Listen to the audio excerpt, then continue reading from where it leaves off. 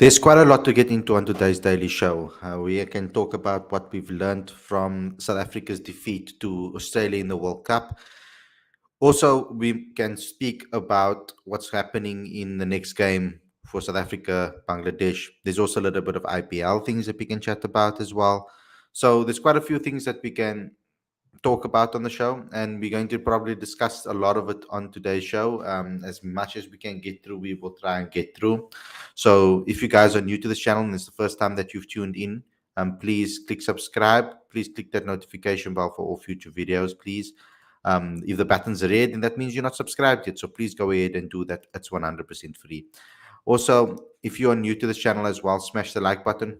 If you're watching this and you're enjoying the content on this channel, please smash the like button, comment, and share, and continuously show your support. But there's also an opportunity for you guys to show your support by becoming a Patreon. So go ahead on the link on the screen, as well as in the description, to become a patron to help us, of course, as a bootstrap company. We are completely 100% bootstrapped. So please go ahead and support us as much as you can.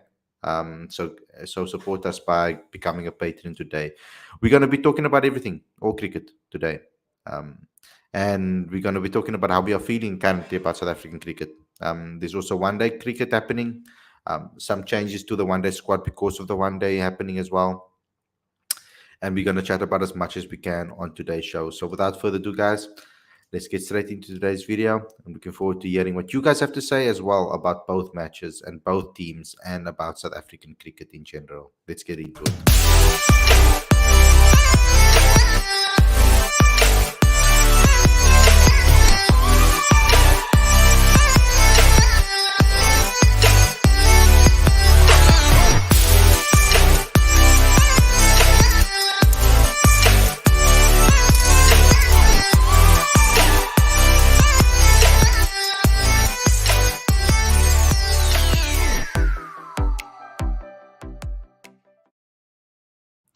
Good evening, everybody, and welcome to Cricket Fanatics Magazine. This is your daily show. I'm your host, Khalid, and this is the show where we talk about all the major talking points in South African cricket.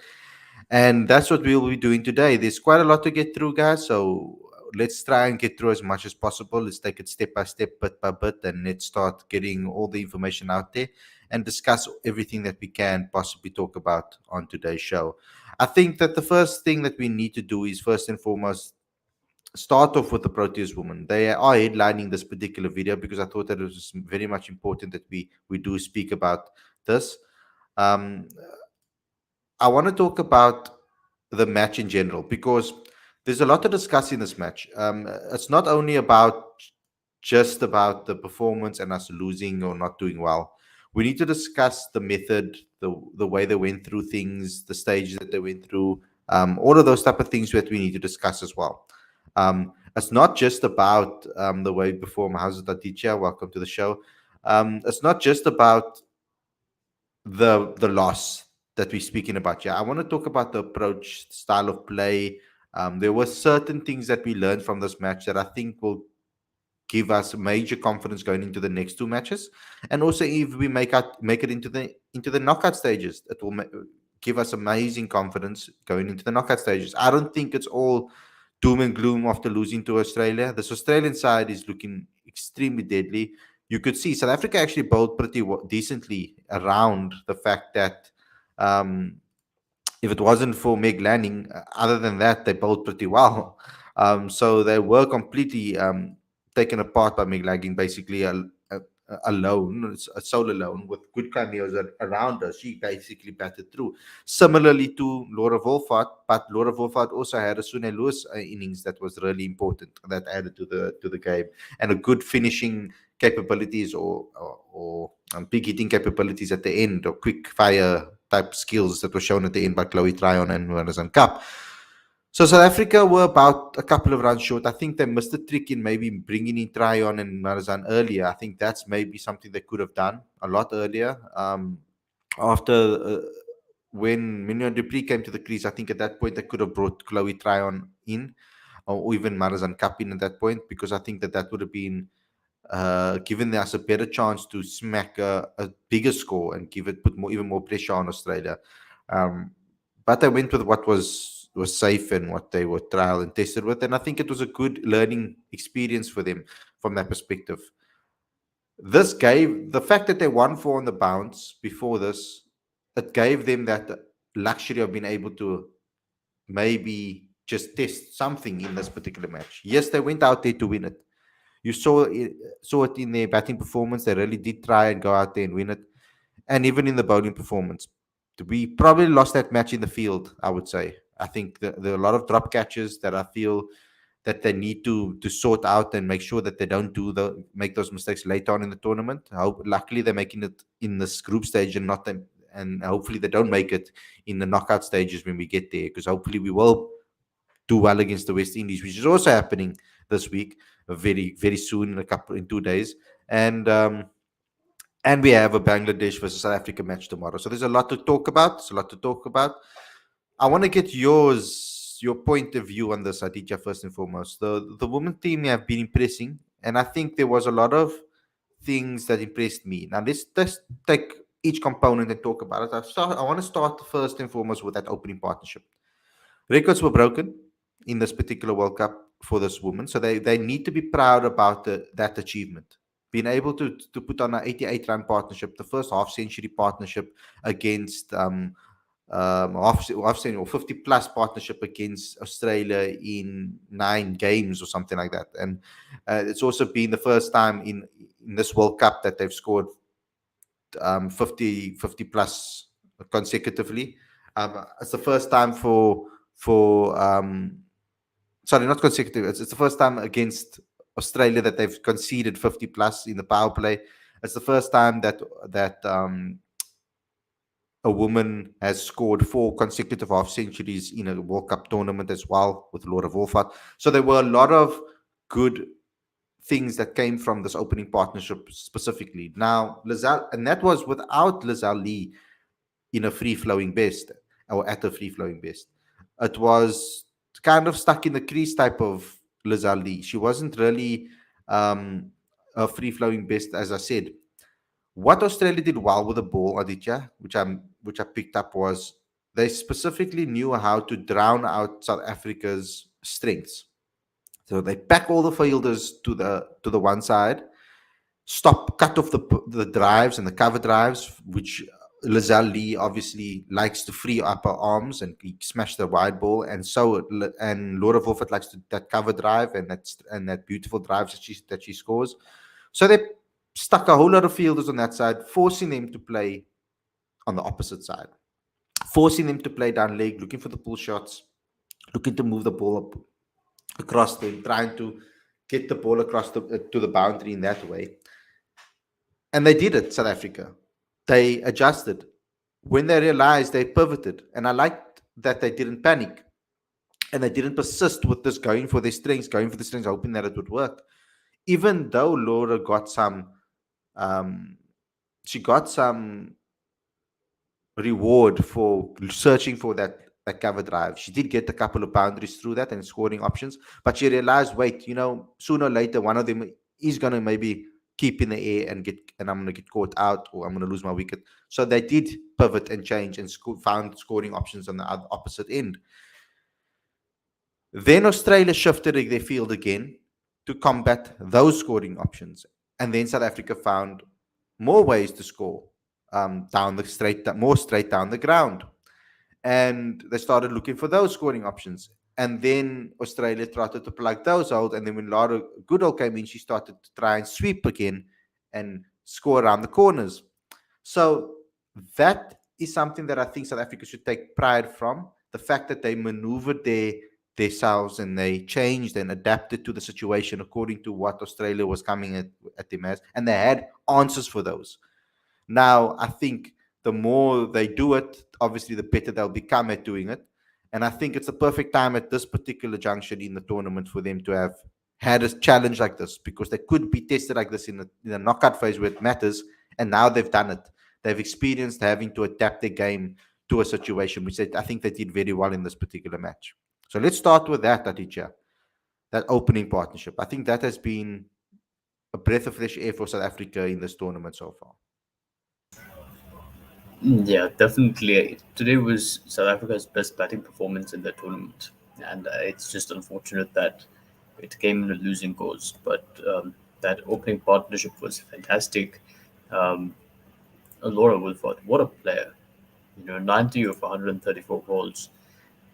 She just keeps getting better, and it set the foundation for 272, which was obviously a very challenging total. And look, I think it's disappointing to have a loss um, after winning 4 games on the trot, but sometimes this could be a blessing in disguise because you then have the opportunity to reflect on where you go wrong. Um, but yeah, there's if you really want to be ultra critical, we can talk about strike rates. But I think overall it's hard to be critical given that they did score 272. Maybe 300 would have been nice, maybe 310 would have been nice, Mm, but it's okay. I don't think we need to be super critical of that performance. Can the strike rates get better? Yes, they can, and perhaps that's a risk that needs to be taken. But yeah, I don't want to be too critical of the mm. performance today. You see, what I think I'm enjoying the most about it is the fact that they're constantly improving game to game.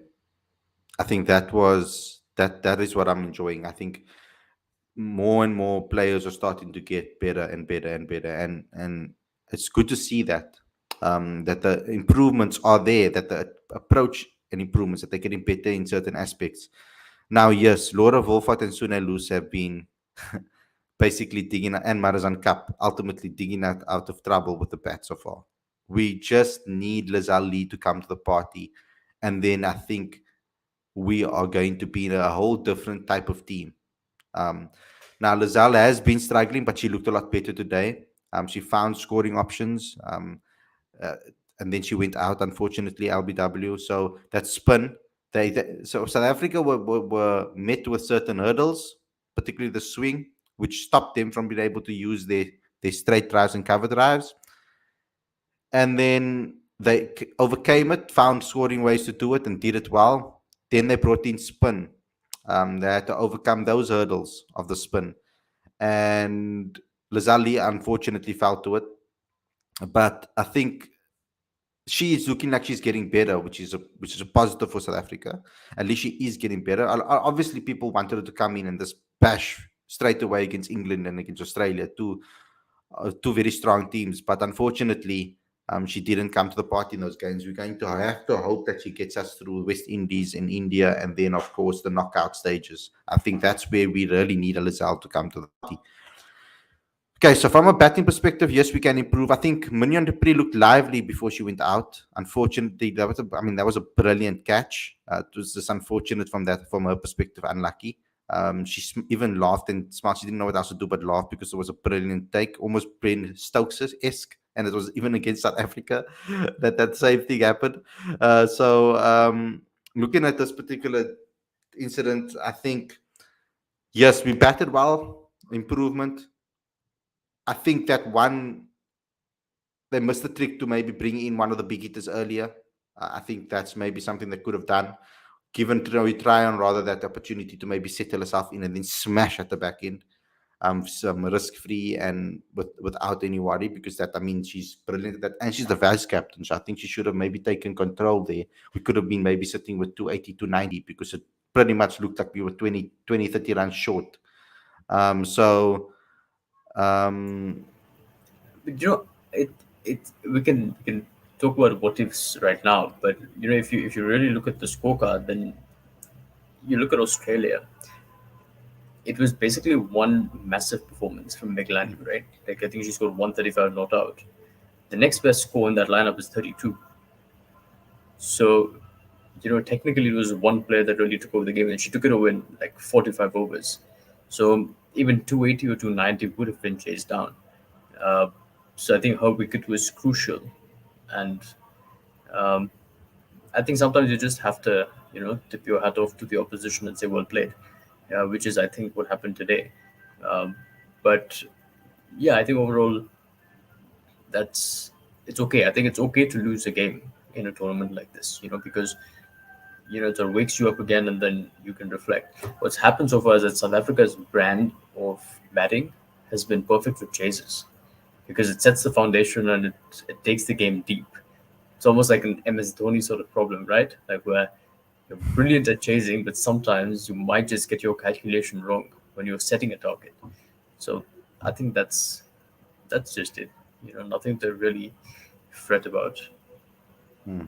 I mean, Australia is the best chasing team ever. I mean, I think they set a new record. Yes, Trevor Dixon has said it here in the comment section. Actually, Australia set a new record of the most consecutive wins while chasing 18 times. So yes, I mean they've really been incredible. I'm just loving this the way the South African team has been growing and getting better. I'm falling I'm falling very much um, in love with their style of cricket, their ethos, their personality, the way they approach the game, their braveness and everything. It's a very contagious vibe around the Proteas women's team. And I feel that even if they don't win this World Cup, and they probably will be very hurt if they don't, I think that there is a World Cup very close around the corner for them because this team is still young, growing, um, and I think that they're going to continuously grow and become better and better and better. This Australian team has been a core group of players for quite some time now, with obviously changes in there in between. But they've been a successful team, winning at the top level for a very long time. It's very difficult to compete with that. When there's a team that is this dominant, it's very difficult to stop them. So I think South Africa put out a good performance, and I think we need to give it another proper chance if we get them in the knockouts as well. Let me see what you guys have to say. If there's anything I see, someone says I must take your points. If you scored 90 odd runs, your strike rate must be at least 90 to 95 as per women's cricket standards. Um, You see, the strike rate conversation in ODI cricket for me is a bit, I think, overused and stressed a little bit too much. I think there's too much emphasis on it because of the pressure that is felt in cricket in the T20 game when it comes to strike rates. There's so much emphasis on strike rates in T20 cricket that it's kind of filtered in a little bit more into ODI cricket. I think personally, if you have one player that can bat through the whole innings and score at a decent strike rate. I'm not necessarily talking at 90 or 100. I'm talking about just can score at a decent strike rate and bat deep. And then you have guys around them that are striking at maybe a quicker strike rate. I think then you have the perfect synergy, actually. Guys that are supporting that play, because then you're scoring runs in the bulk of the innings consistently, which is very important.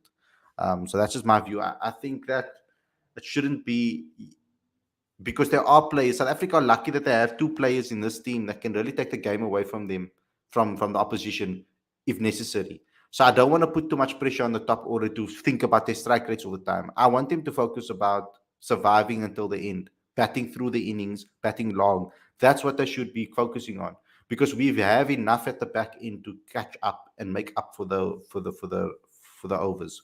We must rotate the strike a lot more. There's too many dot balls happening. I think that's where South Africa's biggest weakness is that they're putting too much pressure on themselves with all the dot balls that they are conceding. I think anything else you want to add? Fielding was poor. If you really want to be critical about it. Um, well, I agree with you with respect to the rotational strike. That's been a consistent pattern over this tournament, and there are too many dot balls. With respect to strike rate, I think that's entirely up to the situation that the players find themselves in. Because if we find that Giselle Lee and Laura Wolford are going at 130, but they don't contribute more than 25 odd runs, then we're going to be critical of them for getting a start and not converting it into a big one. Um, so I think it's a double-edged sword for them.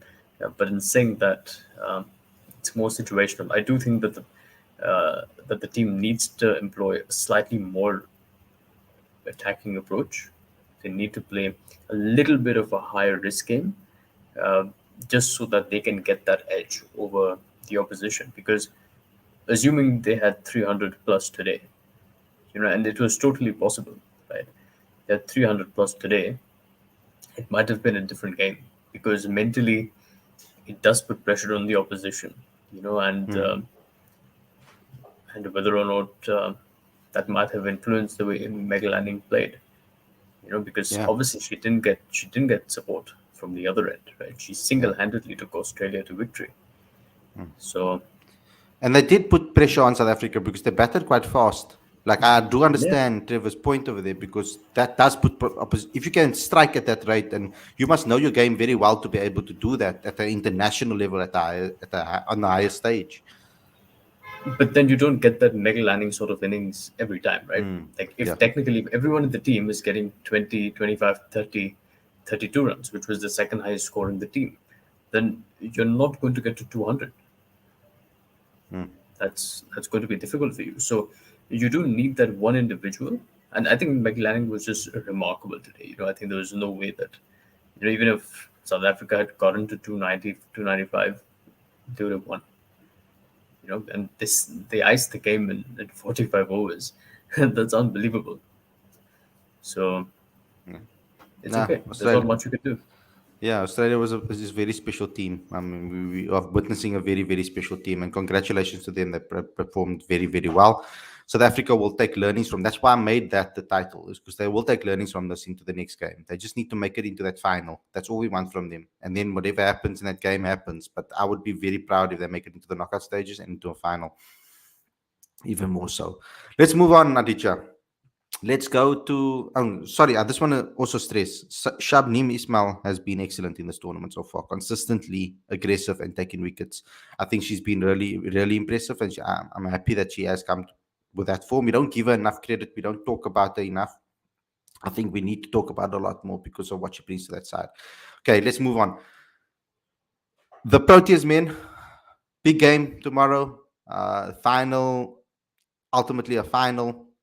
It's going to be very interesting to see what's going to happen. Ryan Rickleton's been released and sent back to the Lions, and then he'll meet up with the team again for the Test series. Wayne Parnell's been injured, so Wayne Parnell's out of this particular game. So we might see it either Dwayne Pretorius, Marco Janssen, or Andile Bekelkwayo play again. That will most likely be the options to come in for Wayne Parnell. I hope that it is between Marco Janssen and Dwayne Pretorius at this moment. I think Marco Janssen, I'm sure he would have taken some learnings from his performance at Centurion. I think he can bowl a lot better and maybe bowl to a shorter game plan against this team. We're back at Centurion again, unfortunately. I would have liked the second game at the Wanderers rather because we won there. But we've got two games at Centurion. Let's see what South Africa does. I think they will be in a much better frame of mind and space right now. Going into this final game, I've seen some footage online on social media from CSA side that seems to be that the players are really happy and they seem in good spirit. So that's very, very good and nice to see that they're happy and they're doing well. So the game plan needs to be simple. They need to make sure that I think those opening partnerships need to make sure that Yanaman Manalan needs to make sure that he gets some run in the series. I think he needs to go through very much similar to what Laura Wolfart does for the Proteas women currently. I think Yanaman needs to play that anchor role, bat right through the innings. He's been doing that a lot more especially he's been doing that a lot more in subcontinental slower conditions. He does that very well in those conditions, batting deep, taking his time, not getting rushed. So I hope that he can do that, and Quinny this does Quinny. So it's Quinny's opportunity to play at home now. Although both games, I would say both grounds are his home because he started off here Gauteng and at the Wanderers, but ultimately he's home now. He's Centurion because he plays for the Titans. So he's going to be playing in this match. We didn't get to play on this wicket in the first ODI, so hopefully he can come good in this one.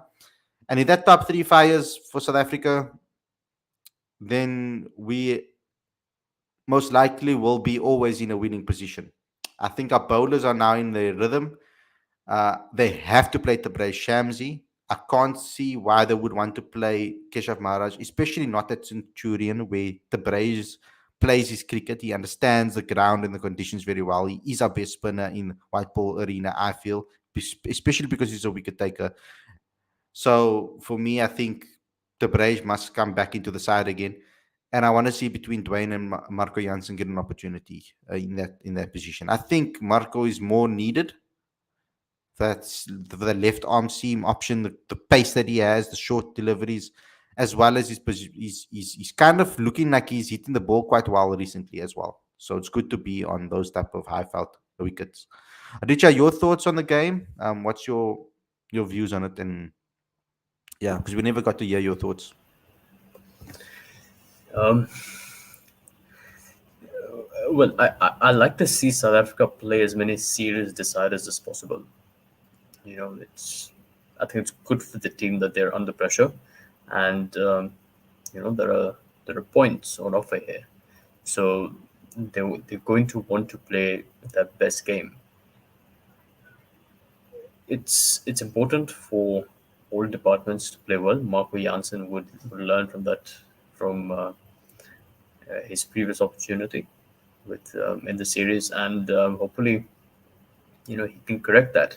Uh, I'd love to see the batters score big runs. If the team is batting first, of course. I'd like to see the batters put in dominant performance. And yeah, I don't know if Aiden Markram is going to play the game again. He's going to play in the series. Um, but yeah, let's see. Hopefully, Yanamal Milan and Quentin de Kock can give the team a good start. Temba Bavuma has another opportunity to score 100. And Rassi van der Dussen and David Miller, they can finish things off. So I mean, if South Africa bat first, I'd love to see them, do a 350, 400 type of score. Yeah, I miss that then. Seeing that big scores put on the board, watching South Africa bat old innings. I miss that. I don't think we'll see Aiden again though. Because the person that kind of came in for him in a way, in Calvarena, you could say, has done well and really well. So it's interesting. We're gonna. I think the major talking point is probably that all-rounder position because that's the one that is injured. Luckily, Temba Bavuma is not injured and he's been cleared.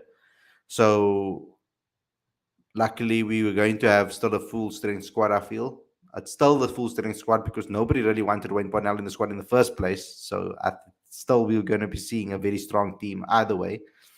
So I think South Africa just needs to stick to their game plan, play their style of cricket, and really play to their strengths. On this particular wicket, they should be able to win this game and win the series. And yeah, I'm very impressed with Calvarena. I'm very impressed with Quinn Cock. Been very impressed with Rassi van der Dussen as per usual, and even David Miller. So I'm really hoping that the other guys now, like Yanaman, like Temba, now they step up and they show what they can do too, and that they can win matches for South Africa. What South Africa's done well over the last couple of series is exactly that. There have been different players that have stepped up in different series, in different matches, which is good for South Africa in that way because it keeps consistency in the team and it keeps a winning mentality. So yeah, let's move on from that. Let's get in some of the comment sections and let's see what some of the people have to say. Aditya, which is your favorite playing jersey in this year's IPL? Or which is your favorite jersey? I want to go for one of the new ones, for one of the new teams. I think the Lucknow Super Giants jersey is quite cool. I haven't seen any of the jerseys yet. Sorry, so you need to send them to me, Aditya, so I can have a look at them. Sure. I would like to see them. Why do South Africans underrate Quinny so much? He's SA's best batter and stats back it up as well. Average 46. Who underrates Quinny? I mean, I think by anything we treat him like a prince and a god in South Africa from that perspective for the fans because we give him so much leeway to just do whatever the hell he wants because we know his ability.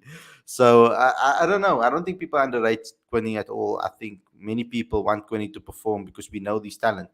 And I think South Africans are a lot harder on the players that we know are very talented because we know their ability and we just want them to play to their best ability. Lorenzo saying they hope they don't play Pechlequire tomorrow. He says Calveren is gone. Aiden must take note. Verna asks, what are your takes on Nokia possibly being rushed a bit in the daily capitals? I would like to hear your views on that before I make my opinion and statement, Aditya.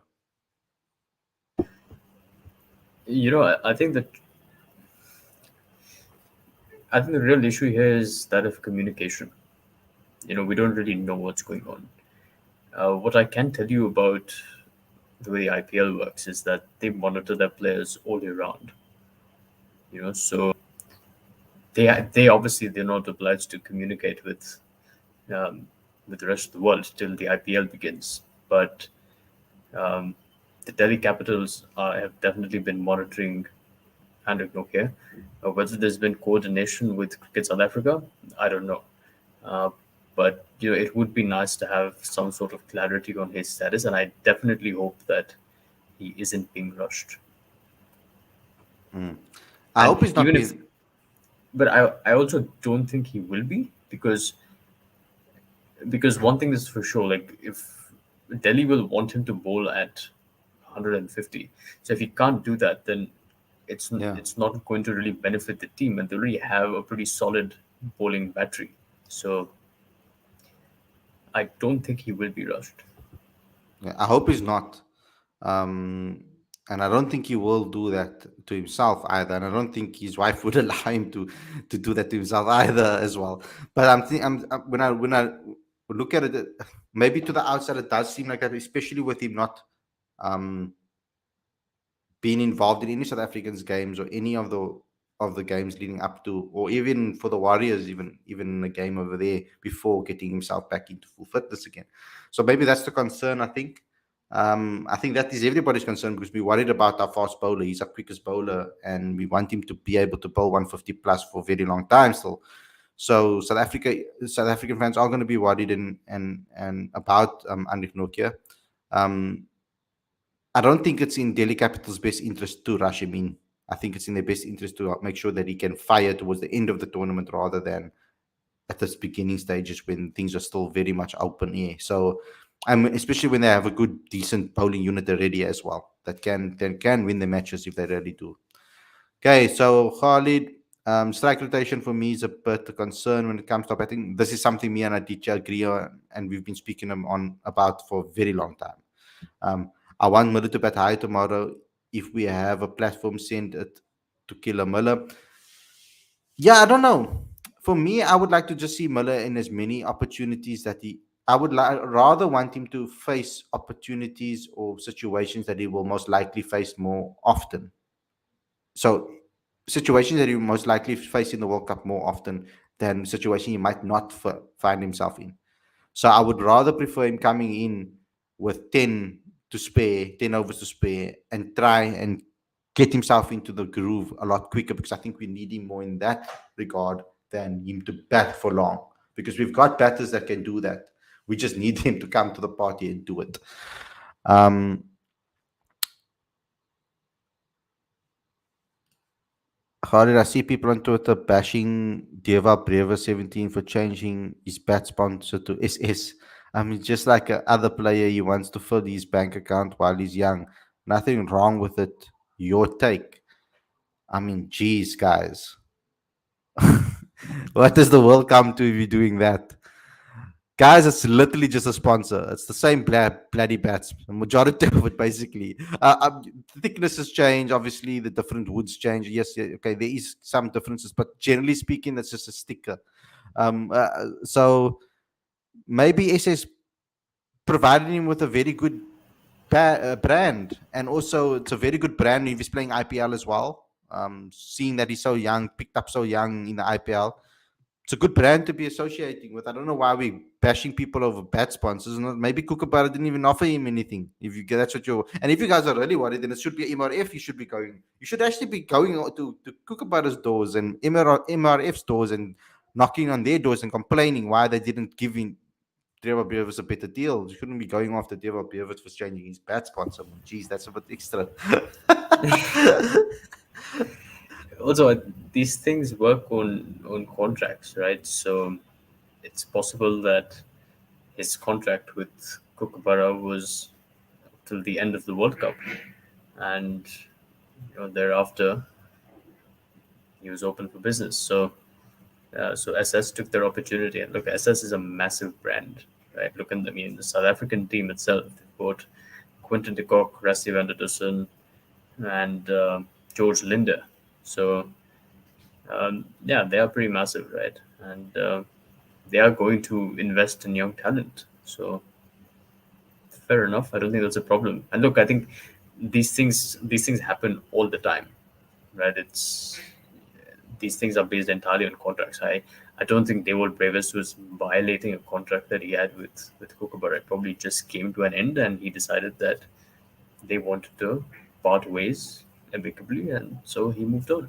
That's okay. Yeah, and if AB didn't bat with Kookaburra, nobody would be complaining right now, I think, at all. So it's that connection, I think, that is making people like. I saw the little video of them that they posted that you sent me, Aditya, on Instagram, and then it was also posted by Verna in our group. I can't play it on your rights and everything, so I'm not gonna try and even do that because I don't want this video to be taken down. But there was a video of him playing in the nets and smacking around the ball around, looking decent, knocking the ball quite well, sound on the bat, everything. So it's good to see. Hopefully, he gets quite a bit of game time. I was watching Crick Buzzers like previews of the matches. Um, Brevis wasn't even mentioned in the preview at all, actually, which was shocking to me. Um, so even though his name was on the squad lists and everything, wasn't even mentioned. The other under 19 cricketer, the Indian under 19 cricketer, is seemed to be favoured ahead of him at the number 3 position. So that's what Asha Bogle said, at least the voice of cricket. Number 3 is going to be Surya Kumar Yadav anyway, so I don't think that's going to change. Yeah, he's put him at 4. So yeah, Okay. I don't know. So yeah, so interesting one. But anyway, I want to see Dewald play. Please, just give him 2-3 games. I'll be happy. So yeah, Quinny. Quinny also hopped over to SS. Maybe you should get a green one with the green trip to please the fans. Just stick on the bat. He's still the same. That's true. Actually, I think even with respect to the sticker on the bat, that's what we see. But like, I think a lot of the SS bats are made in Meerut, and a lot of the Kookaburra bats come from either Australia or they imported like that. The English billow is imported from Yorkshire. Yeah. So So those bats are obviously it made depends. differently. Yeah, it depends where the bat companies are. Generally, the bats that come from a certain country are generally made with a similar type of wood. And if it's English wood, willow or kookaburra, generally speaking, we must actually go. I would love to do an actual documentary on this and go into the bat making and stuff like that. This is definitely in the future, Yeah. guys. Get involved with a Patreon account. If you want to hook us up with a guy, a videographer that can send me a detail around the world to look at different bat factories, that will be awesome. Get involved with the Patreon account. But guys, thanks a lot for tuning in. Hope you guys enjoyed this episode. Don't forget to smash the like button, comment, share, subscribe. Click that notification bell for all future videos. Don't forget to also subscribe to Cricket Fanatics Magazine monthly. Every issue is 100% free, straight to your inbox every single month without fail. The link is on the screen as well in the description. And also, like I said, now become a Patreon. Link is on the screen as well as in the description. CricketFanaticsMag.com is the place to be, guys. That's where you'll get all your updates on Cricket Fanatics and all the articles that we do. We keep you regular match updates on the matches that are happening from a South African perspective, domestically and internationally. So keep up to date over there on that too. Thanks a lot for watching, everybody. We'll see you guys again tomorrow with another review show because there's a lot to talk about after the game has concluded. So we'll talk to you guys as soon as the game is concluded and chat to you guys about that. And hopefully South Africa have ended that with the winning mentality in the winning series, and South Africa can also win in the women's game. To all you guys out there, enjoy the rest of your evening. We'll see you guys again tomorrow. Take care, peace, and enjoy the rest of your day. Sleep well. Cheers, guys.